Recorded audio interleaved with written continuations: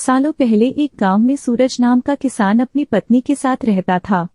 किसान बूढ़ा था, लेकिन उसकी पत्नी जवान थी। इसी वजह से किसान की पत्नी दुखी रहती थी।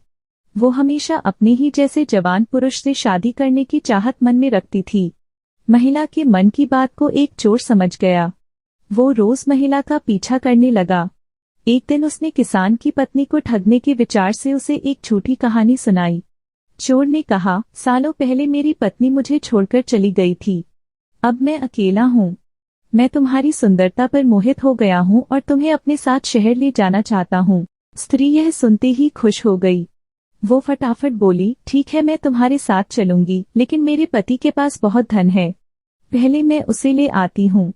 उन पैसों से हम जीवन भर आराम से रहेंगे।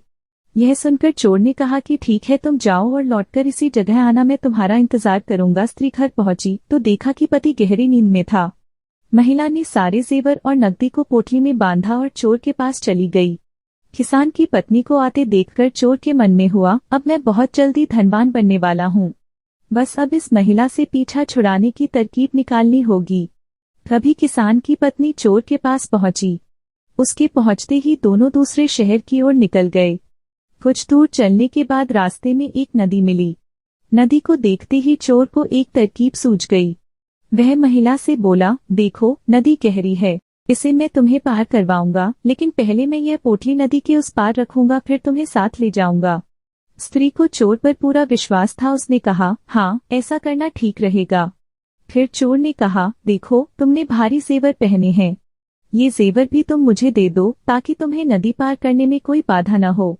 यह सुनते ही किसान की पत्नी ने अपने सारे जेवर चोर को दे दिए। पोटली में बंधा धन और महिला के जेवर लेकर चोर नदी के पार चला गया। महिला उसके लौटने का इंतजार करती रही, लेकिन वो फिर कभी लौटकर नहीं आया। अब महिला को बहुत दुख हुआ और उसकी आंखों से आंसू बहने लगे, लेकिन पछतावे के लिए तब तक बहुत देर हो चुकी थी। उसका सारा पैसा और जेवर लेकर चोर जा चुका था। कहानी की सीख, धोखेबाजी का फल हमेशा बुरा ही होता है। व्यक्ति जैसा बोता है वैसा ही काटता है। इसलिए कहा जाता है कि हमेशा हर रिश्ते में ईमानदारी दिखानी चाहिए।